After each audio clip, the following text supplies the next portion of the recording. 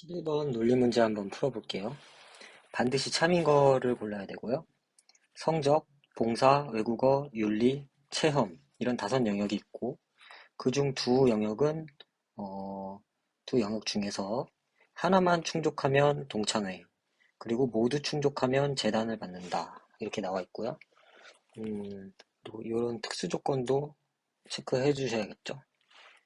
네, 그래서 매트릭스를 한번 짜보면 성적, 봉사, 외국어, 윤리, 체험 이 5영역이 있고요. 그리고 갑, 을, 병 이렇게 있고 이 중 두 영역은 특수 영역이다. 그리고 두 영역을 모두 충족하면 재단, 그리고 하나만 충족했을 때 동창회. 이런 식으로 짜서 한번 빈칸을 채워볼게요. 갑은 봉사와 외국어를 충족하지 못하고 성적은 충족했는데 동창회 수혜자가 아니다. 을은 성적을 충족하지 못하고 나머지 4영역을 모두 충족했는데 재단 수혜자가 아니다. 그 병은 성적과 윤리를 충족했는데 동창회 수혜자이다. 이렇게 해놓고 일단 기억선지를 볼게요. 성적만 충족한 행복대학교 학생은 동창회 장학금 수혜자가 된다라고 나와 있는데, 지금 갑 같은 경우에 성적은 충족했고 나머지 두 영역은 모르는 상황에서 동창회가 아니기 때문에 이거를 쉽게 아니라고 판단을 할 수가 있는데 그렇지 않죠. 왜냐면 여기는 모르는 거니까. 갑이 동창회가 아니라 재단일 수도 있는 거잖아요. 그렇기 때문에 일단 이거를 판단을 하는 기준에서는 성적이 특수 영역인 경우, 그리고 성적이 특수 영역이 아닌 경우를 따져봐야 됩니다. 그래서 성적이 특수 영역이 아닌 경우를 따져봤을 때 성적이 특수한 경우가 아니라면 나머지 봉, 외, 윤, 체 중에서 특수한 영역이 두 영역이 다 있을 텐데 을이 지금 재단 수혜자가 아니잖아요. 그래서 성적이 특수한 경우이다. 이렇게 판단을 하시고요. 그래서 갑과 병은 적어도 동창회 수혜자이거나 재단 수혜자이다. 이렇게 판단을 하시면 됩니다. 그래서 갑은 동창회 수혜자가 아니니까 재단 수혜자이고 병은 지금 동창회 수혜자라고 나와 있으니까 나머지 이렇게 막아주시고 그래서 만약 성적만 충족했을 경우 동창회 수혜자가 된다. 맞는 선지가 되겠습니다. 다음 니은 선지 볼게요.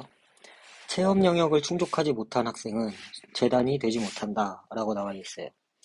그럼 이것도 일단 가정을 해보는 겁니다. 체험을 충족하지 않았다 라는 경우 그렇다면 갑이 재단 수혜자니까 윤이 특수 영역이라는 얘기겠죠. 이렇게 해놓고 이 표가 맞는지 보면 병은 특수 영역인 성과 윤을 모두 충족했는데 재단 수혜자가 아니죠. 따라서 처음 체험 영역 기준이 특수 영역이라는 그런 가정이 틀린 겁니다. 그래서 체험 영역은 특수 영역이 맞고요. 그리고 윤이 특수 영역이 아닌 이런 결론이 나오고요. 때문에 체험 영역을 충족하지 못하면 특수 영역 2가지 중 하나를 충족하지 못하기 때문에 재단 수혜자가 되지 못합니다. 그래서 맞는 선지. 마지막 디귿 볼게요. 봉사 영역과 외국어 영역만 충족한 행복대학교 학생은 동창회 장학금과 재단 중 어느 수혜자도 되지 못한다 라고 나와 있는데 봉사 영역과 새로 만들어서 봉사와 외국어만 충족한 학생은 동창회나 재단 중 어느 쪽도 되지 못한다. 이렇게 나와 있는데 지금 특수 영역은 정과 체죠. 그렇기 때문에 특수 영역 둘 중 하나 어느 것도 충족하지 못했기 때문에 장학금을 받지 못하는 것이 맞습니다. 그래서 5번 정답으로 하시면 되겠습니다. 12번 한번 풀어볼게요. 반드시 참인 거 고르는 거고요. 그리고 갑을 병정 A, B, C, D 이렇게 있네요. 그래서 갑, 을, 병, 정, A, B, C, D 이렇게 해놓고요. 3명 이상의 수습, 네, 3명 이상, 그러니까 최대 2명까지고요. 그리고 2도시 이상의 각 한 명씩, 한 도시씩. 예, 그리고 갑이 A시의 조건문이고요. 나중에 볼게요. 조건문. 이거 체크해 놓고. 그다음에 갑은 B시에 배치되지 않는다. 갑은 B시에 배치되지 않는다. 그리고 을과 병은 같은 시에 배치된다. 지우개가 되지. 잠시만요. 을과 병이 같은 시에 배치된다. 그리고 자꾸 지우개로 바뀌네요. 잠시만요. D에는 한 명이 배치된다. 이렇게 나오니까 을과 병은 D시에 배치될 수 없고요. 그리고 이 조건문 2개가 남네요. 그래서 이 조건문 2개를 보면 지금 을과 병이 같은 시에 배치가 됐는데, 자, 여기 조건문의 후건이랑 요 전건을 보시면 을과 병이 같은 도시에 배치가 되니까 을이 C시에 배치되지 않는다랑 병이 B시에 배치된다는 이 두 문장은 같은 것이죠. 네, 같다. 그래서 이거를 이제 풀어보면 첫 번째 조건문은 대우를 만들어서 을이 C시에, 병을이겠죠. 병을이 C시에 배치되면 갑은 A시가 아니고, 그리고 예, 을이 B시에 배치되면 갑은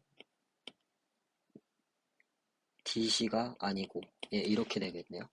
그래서 편의상 매트릭스를 하나 더 그려서 여기다가 좌측에다가 병을이 C시에 배치되는 거를 하고, 그 다음에 오른쪽에는 병을이 B시에 배치되는 걸 이렇게 해볼게요.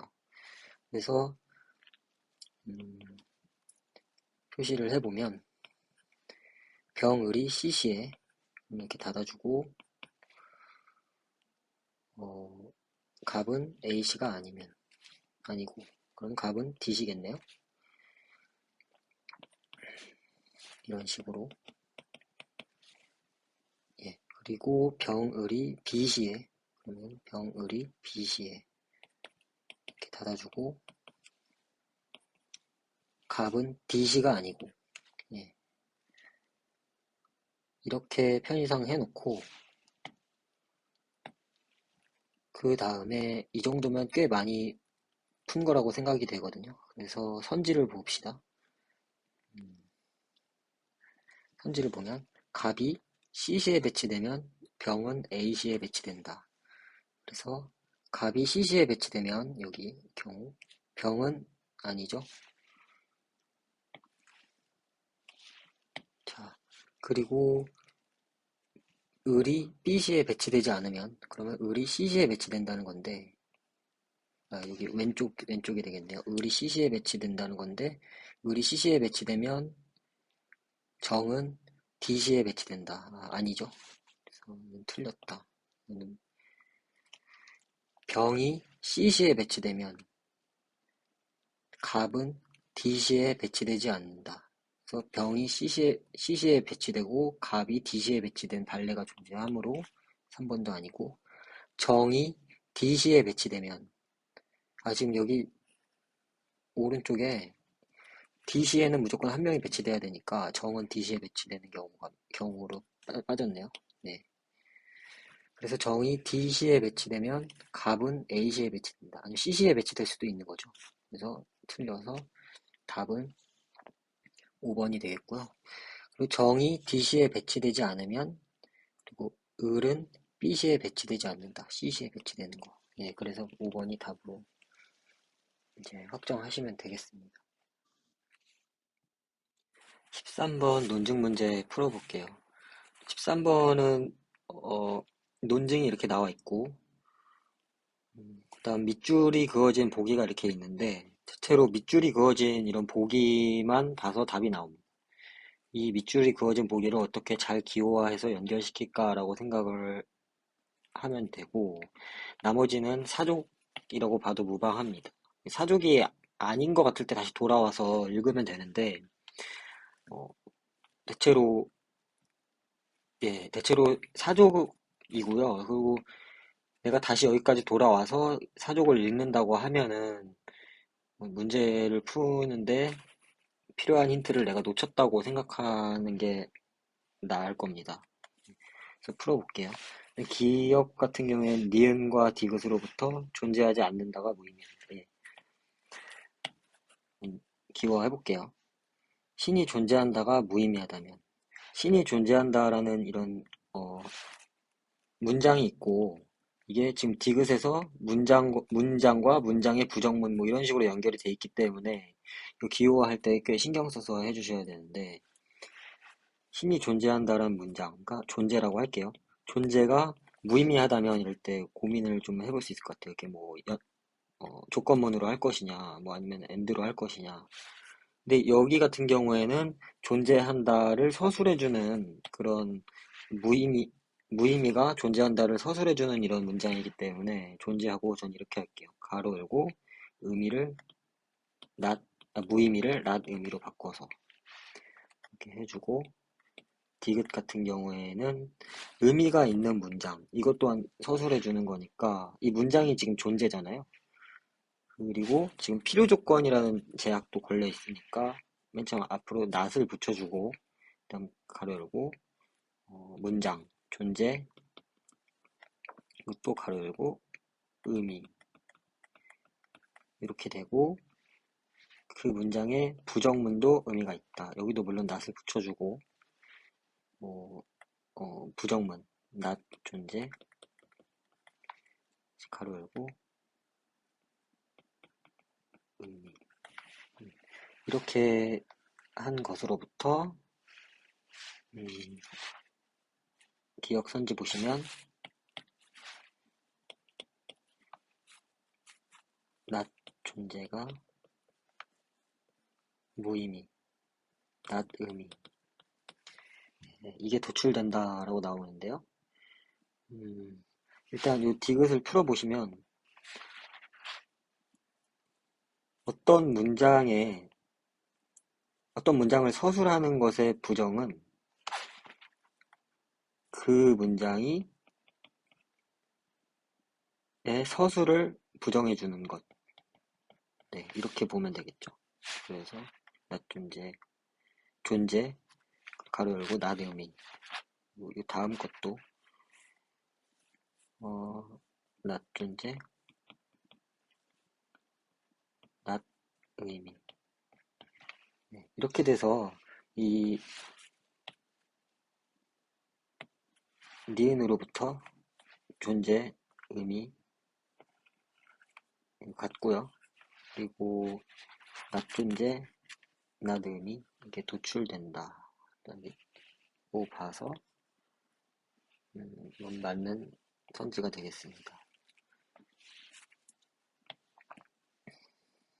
다음, 예, 니은의 부정으로부터 기역과 리을 중 적어도 하나가 도출된다라고 나오는데, 니은의 부정이면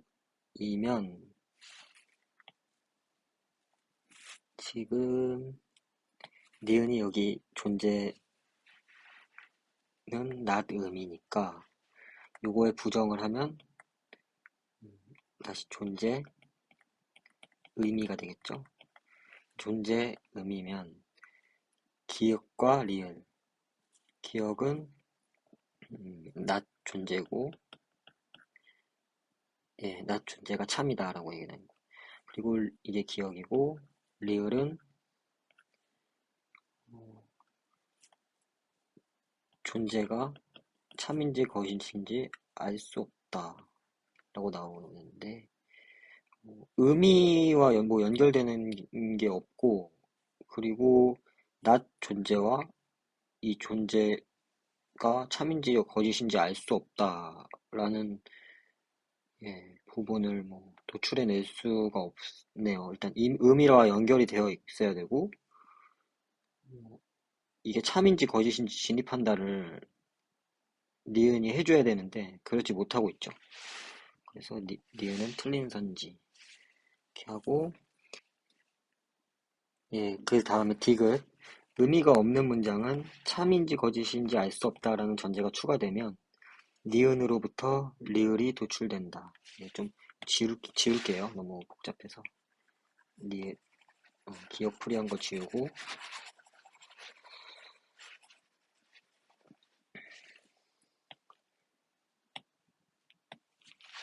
예, 여기 니은으로부터 리을을 도출하기 위해서 음, 낫, 문장, 존재,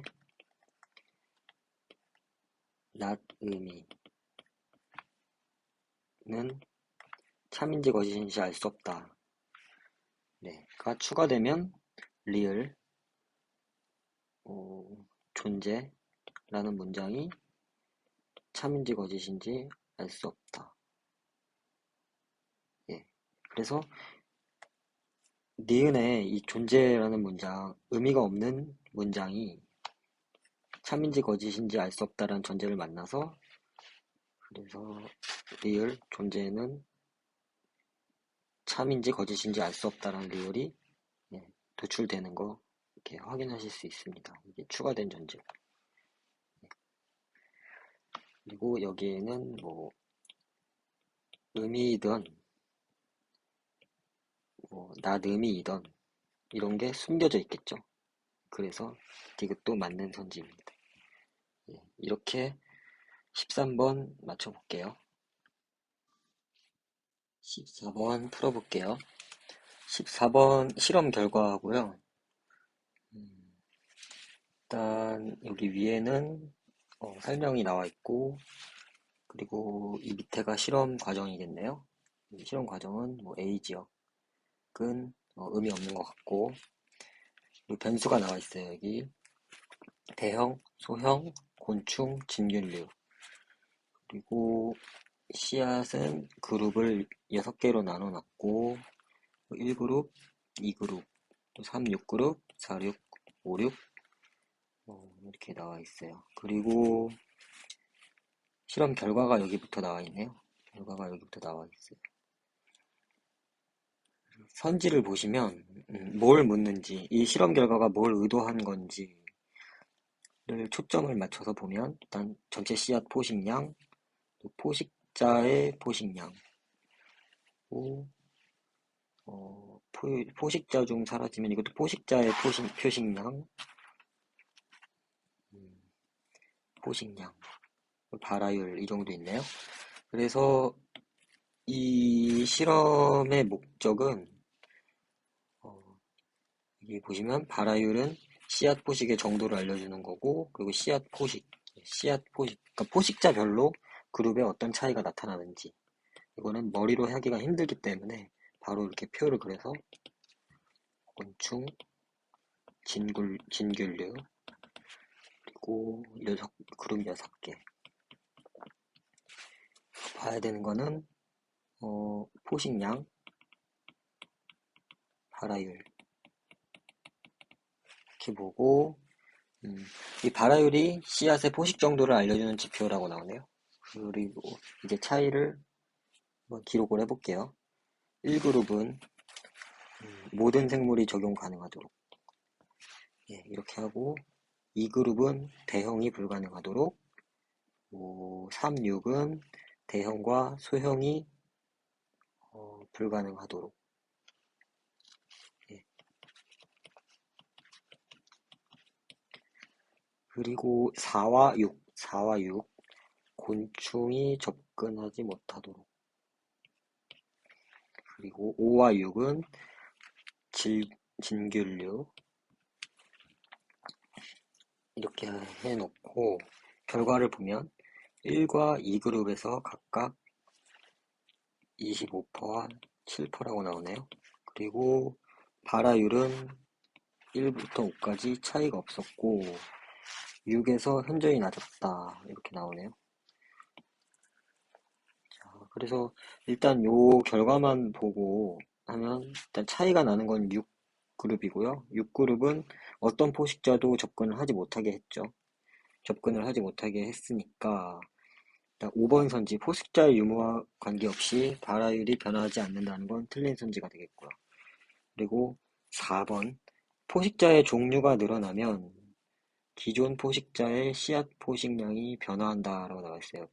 포식자의 종류 가장 많은 건 1번이고, 그리고 5번. 그리고 포식량에 대한 3번부터 6번까지의 정보가 없어요. 그렇기 때문에 이 대형 포식자 하나가 이렇게 바뀐 걸 가지고 추론할 수 없고요.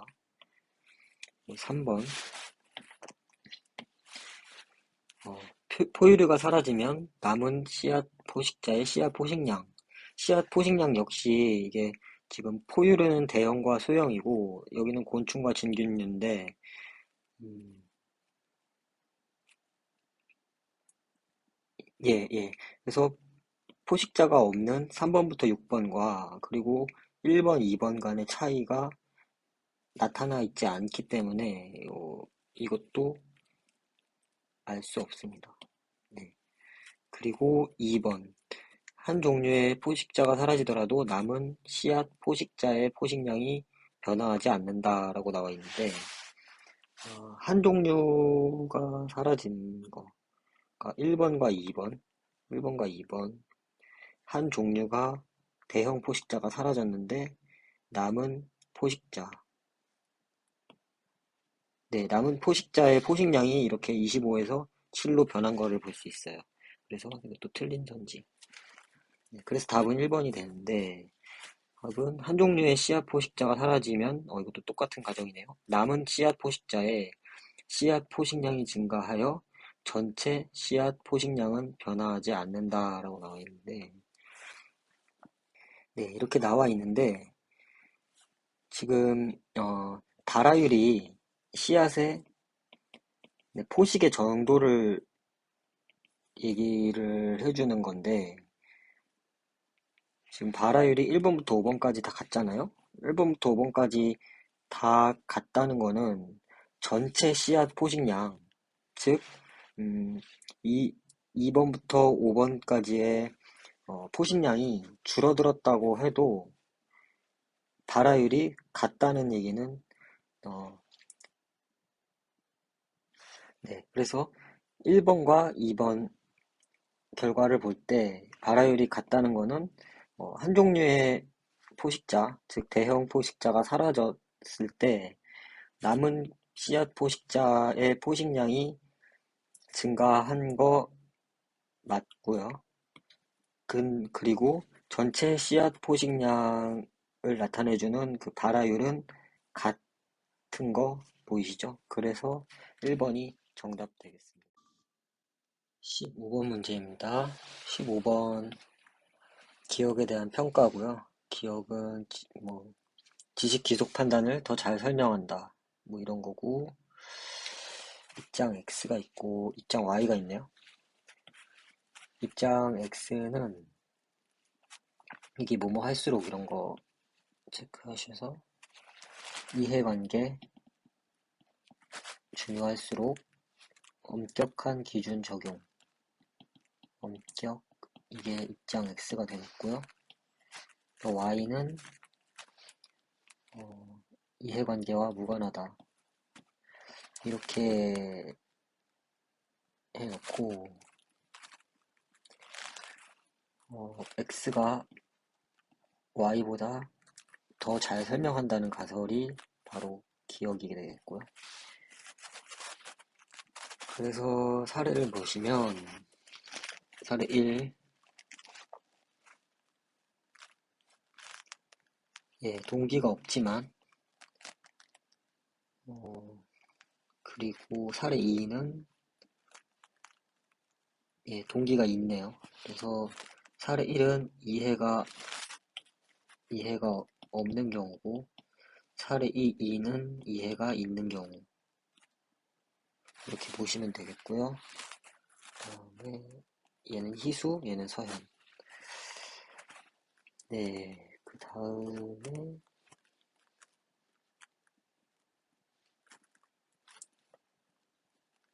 이게 M, 이게 N이라고 얘기를 하네요. 그리고 이제 기억선지를 보면 M이 N보다 훨씬 작다면, 즉 N은 2해, 그리고 M은 2해 X.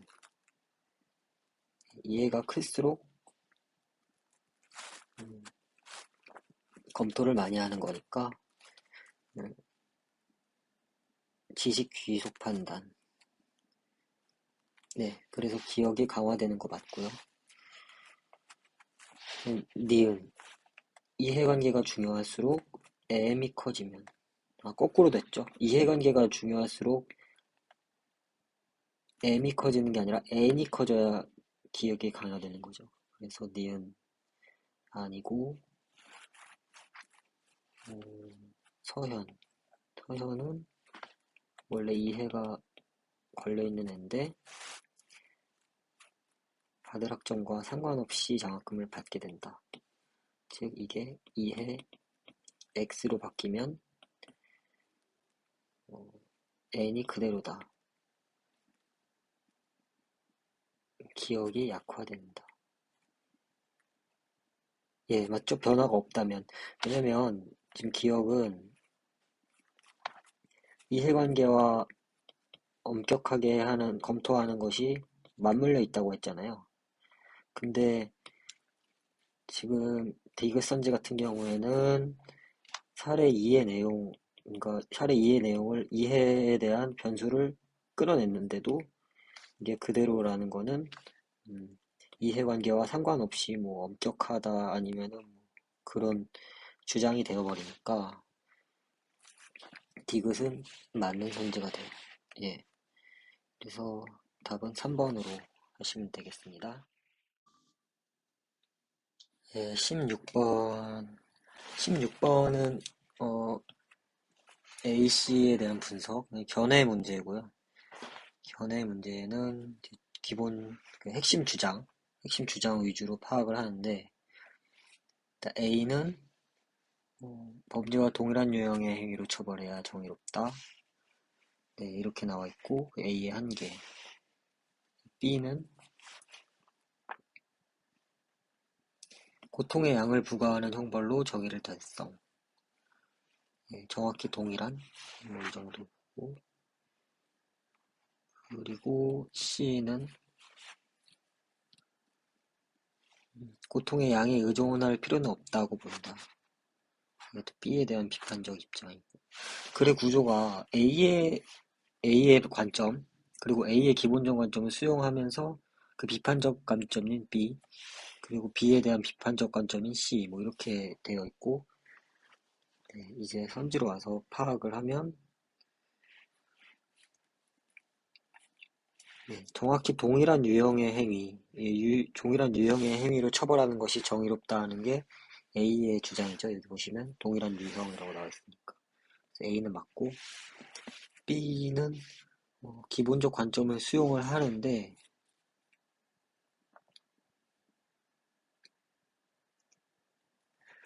네, 기본적인 관점을 수용을 하는데, 이 동일한 유형의 행위에 대한 반박이 아니니까, B는 동의하지 않는다고는 단정할 수 없죠. 그래서 기억은 틀렸고, 니은. 범죄가 야기한 고통의 양과 형벌이 부과하는 고통의 양을 측정하기 어렵다면 B는 약화되고, 그래서 B의 핵심 주장이 고통의 양을 정확히 동일하게 하는 형벌이기 때문에 측정하기 어렵다면 B가 약화되는 건 맞고, 그리고 C는 고통의 양에 의존할 필요가 없다라고 나와 있기 때문에 약화되지 않는 것이 맞네요. 디귿 선지 보면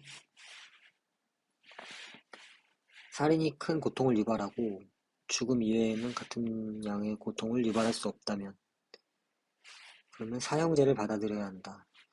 일단 B는 받아들여야겠죠. 왜냐면 정확히 동일한 양의 고통을 부과해야 되니까.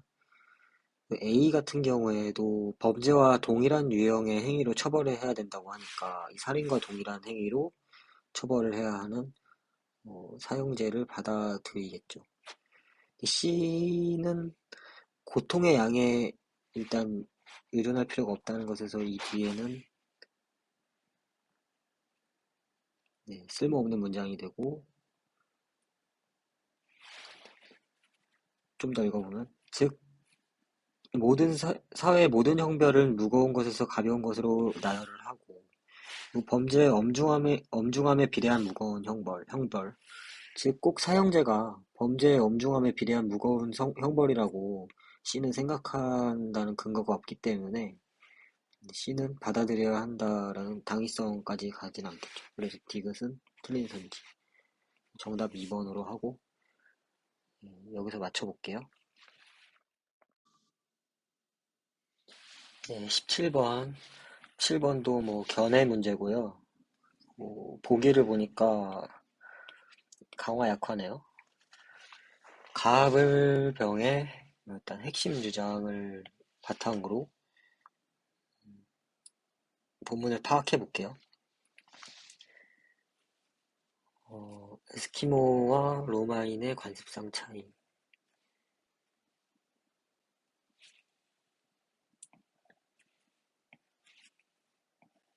예.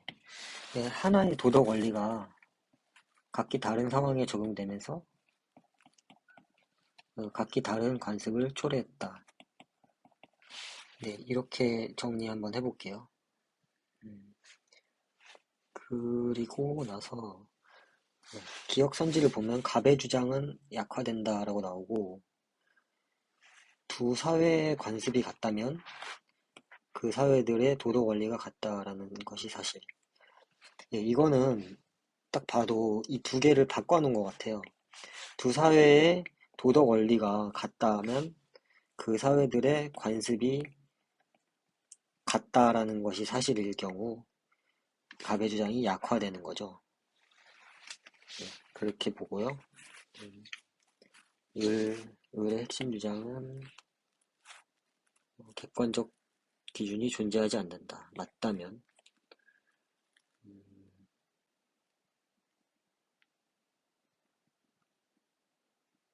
침묵해야 한다. 관습과 신념체계의 평가가 불가능하다. 네, 이 정도 있고요. 을 같은 경우 우월한 도덕체계와 열등한 도덕체계를 객관적으로 구분할 수 있다면 지금 을 보시면 객관적인 기준이 존재하지 않는다라고 나오는데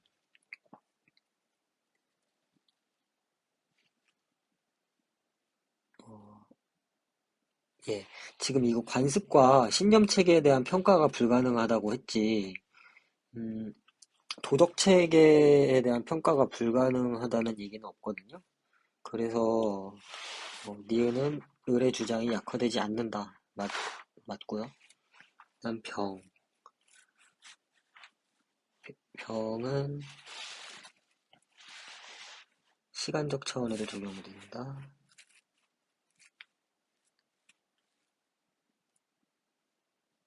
예, 여기 병의 핵심 주장 보시면 어, 도덕적 상대주의를 받아들이면 진보를 말할 수 없게 된다.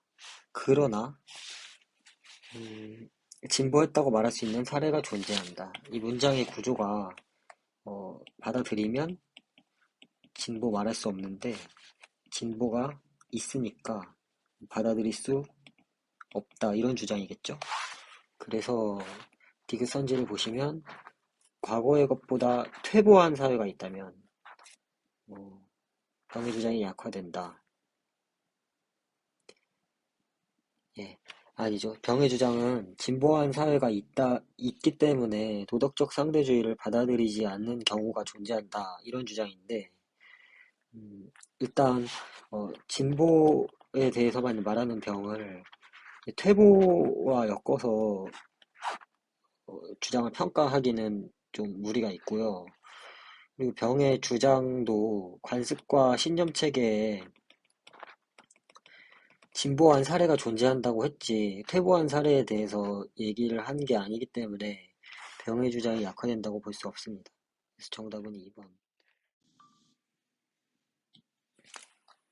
예, 18번 문제 한번 볼게요. 18번 문제는 기억 디귿에 대한 평가, 그리고 가설을 이렇게 세 개를 주었고, 매우 길어요. 이제 매우 길고 표가 나와 있는데, 어, 이렇게 긴 거는 다 읽을 수가 없기 때문에 이거 정보를 가공해서 내가 보기 편하게 만드는 것이 포인트라고 생각합니다. 그래서 일단 가설, 기억, 니은, 디귿이 있는데 가설, 기억, 니은, 디귿의 이제 주장들을 정리를 해서 빠르게 여기서 표랑 비교를 하며 답을 도출해 볼게요. 일단 기억 같은 경우에는 헨리 고리의 길이가 길수록 더 농축된 오줌을 생산한다. 그래서 헨리 길수록 농축 네, 높다 이렇게 해놓고 니은 같은 경우엔 상대적인 길이가 길수록 어, 농도가 높다. 농축이나 농도나 같은 말이니까 헨리 요건 상 길수록 농 높다. 그리고 디귿 유형 B가 차지하는 비중이 작을수록 그리고 A와 B의 두 종류가 있으니까 유형 B가 차지하는 비중 뭐 여기 나와 있긴 한데 그래서 이게 작을수록 더 농축된 그러니까 B가 작다는 건 A가 크다는 거겠죠.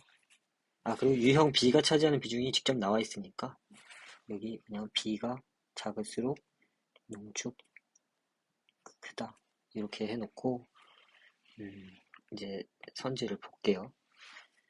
돼지와 개의 측정 결과는 기억을 약화한다 라고 나와 있는데 그러면 돼지와 개의 측정 결과 이것만 봐서는 알 수가 없어요. 그럼 이 지표가 뭘 의미하는지를 볼게요. 체중, 이건 체중이 그럼 기억 가설 근처를 봐서 몸의 크기가 클수록 체중이 무겁고 그래서 헨리 고리가 더 길다. 아 이게 기억에 관한 지표구나. 그래서 가장 큰 돼지, 개, 캥거루지 순으로 해놓고 돼지와 개의 측정 결과는 기억을 약화한다. 그럼 기억은 이제 헨리 고리액이 파악됐고 농축도 파악해야 되는데 그 농축도에 관한 거는 여기 나와 있어요.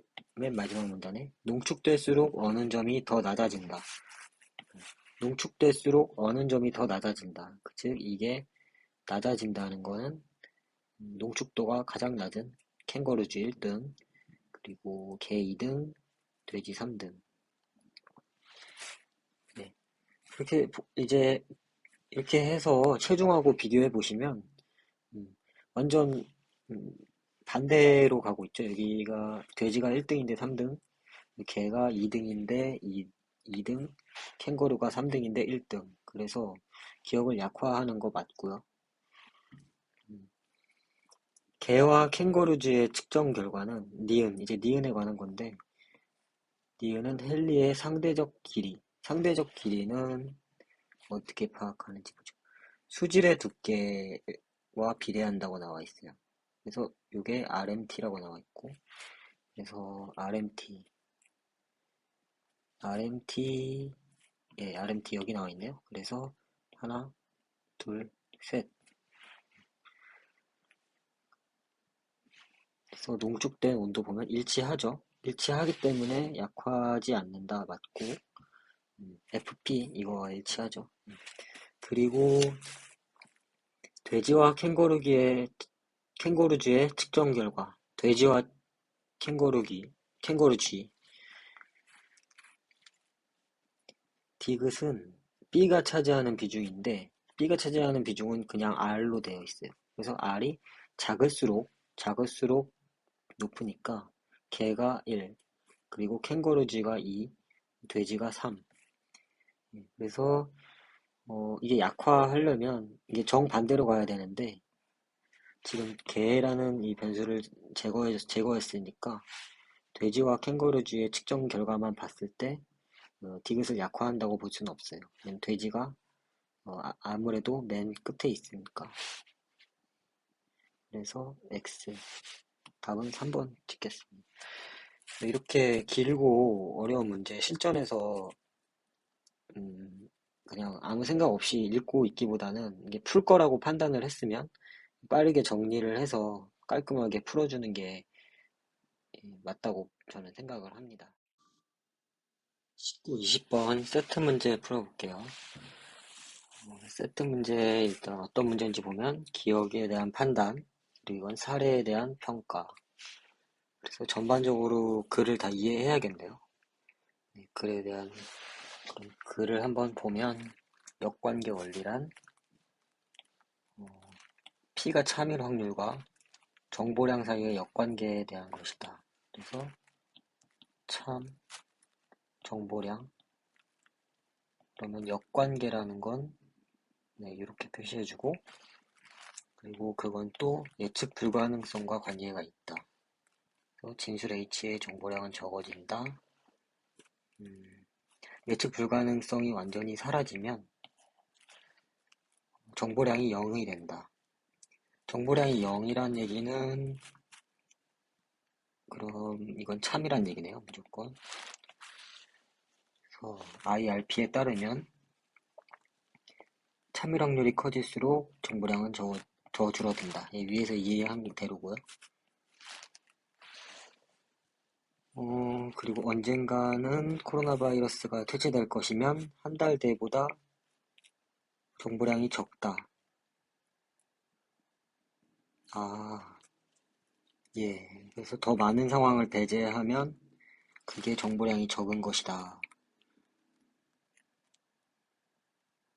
정보량이 많은 것이다. 이렇게 보면 되겠네.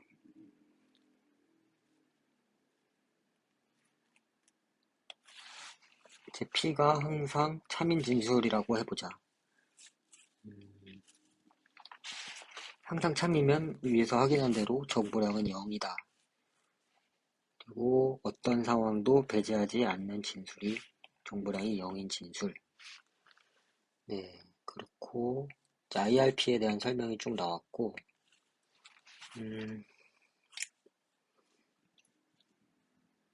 이제 19번 문제를 보면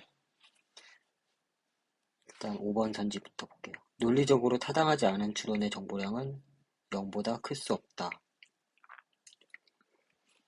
타당한 게 항상 참이잖아요. 전제가 참이면 결론도 참. 그럼 타당하지 않은 추론의 정보량은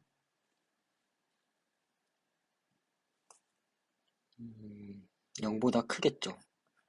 네. 이 부분. 그리고 4번. P의 정보량이 0보다 크기 위해서는 P의 예측 불가능성이 완전히 사라져야 한다. 예측 불가능성 얘기는 여기 예측 불가능이 완전히 사라진 거는 정보량이 0이 된다. 정보량이 0이 되는 것이 예측 불가능성이 완전 사라진 경우니까 0보다 크기 위해서가 틀렸다고 보면 되죠. 그리고 3번 P가 배제하는 상황은 Q도 모두 배제한다.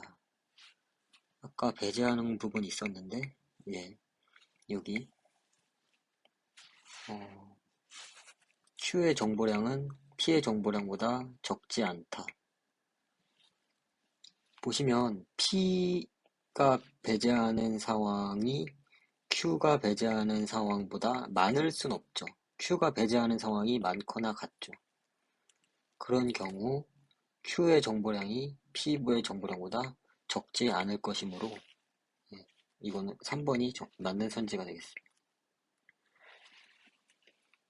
그리고 20번 와서 보면 IRP를 받아들이되 임의의 진술이 0보다 큰 정보량을 갖기 위해서는 그것이 참일 수 있어야 한다라고 나와 있고요. 일단 무슨 말인지 잘 모르겠고 A, B, C, D, E 사례가 나와 있고 그래서 이거는 이 사례에 대한 걸 힌트를 얻기 위해 더 읽어보겠습니다. 본문을 논리적 타당성 개념이라고 그러고요. 당연한 얘기,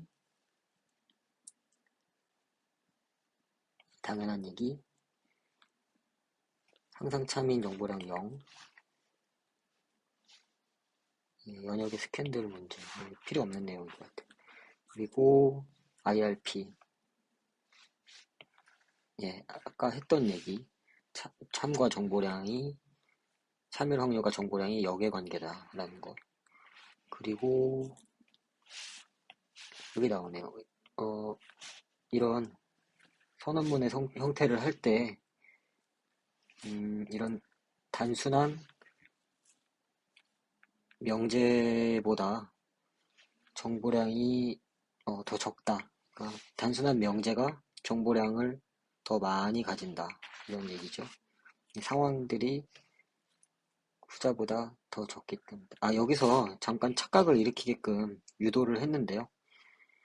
보통 논리에서는 A or B, 그리고 A면은 A가 이 두 개를 가지고 있으니까 정보량이 더 많게 생각할 수도 있는데 그 반대라는 거죠.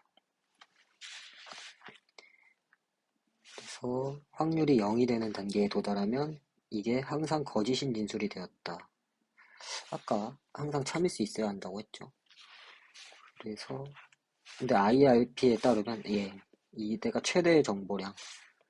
그러면 항상 거짓인 진술이면 최대의 정보량을 가진다. 이렇게 보고 어, 이제 보면 요건 아까 선언문이죠. 한 명이 오거나 아무도 오지 않을 것이다. 근데 이거는 적어도 한 명이 오거나 아무도 오지 않을 것인데 항상 참인 진술이네요. 그러면 정보량은 0이죠. 그리고 적어도 3명이 올 것이다. 그냥, 0은 아니다. 이 정도로 알고. 2명 이상, 이것도 마찬가지로. 0은 아니다. 5명, 이것도 0은 아니다. 한 명이 오고, 또한 아무도 오지 않을 것이다. 라고 얘기했는데, 이거, 이 위에 있는 거랑, 이거를 연언인데, 위에 있는 거랑 같은 그런 진술의 연언으로 바꿔놨는데, 지금 이거는 항상 거짓이죠. 예. 한 명이 오면 뒤에가 거짓이고, 아무도 안 오면 여기도 거짓이고, 그렇기 때문에, 최대의 정보량을 갖는 상황이죠. 그래서 이게 좀, 이 위주로 보면은, 2의 정보량과 같다. 2의 정보량 최대. 그리고 C이고 D이다. 2명 이상이고, 5명 이하이다. 라는 거는, 2, 3, 4, 5의 경우의 수를 갖는 거니까, 정보량이 최대는 아니죠. 그래서, 이것은 틀린 선지. 0보다 큰 정보량을 지닌 개수는 3이다. 이건 B, C, D B와 C와 D, 0보다 큰 정보량을 가진 거니까 기억은 맞고, 니은, 전제가 B이고 결론이 C이다. 이것도 보면,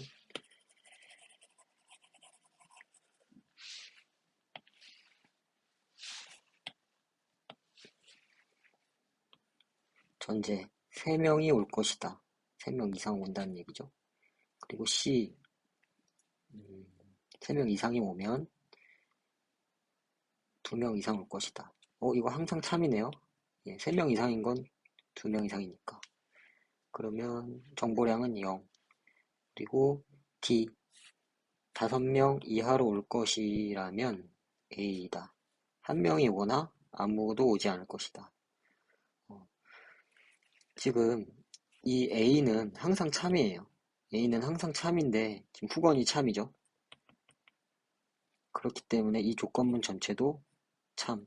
그렇기 때문에 정보량은 0. 때문에 조건문의 정보량은 같다고 볼 수 있네. 따라서 답은 1번. 이렇게 세트 문제 한번 맞춰볼게요. 이 2022년도 언어논리 난이도가 상당히 어려운데 이런 세트 문제를 푸는데 보통 세트 문제 다 이해를 요구하기 때문에 내가 이 세트 문제를 풀 때 시간을 충분히 쓸 수 있는지를 고려하시고 들어가시는 게 좋을 것 같습니다. 맞춰볼게요.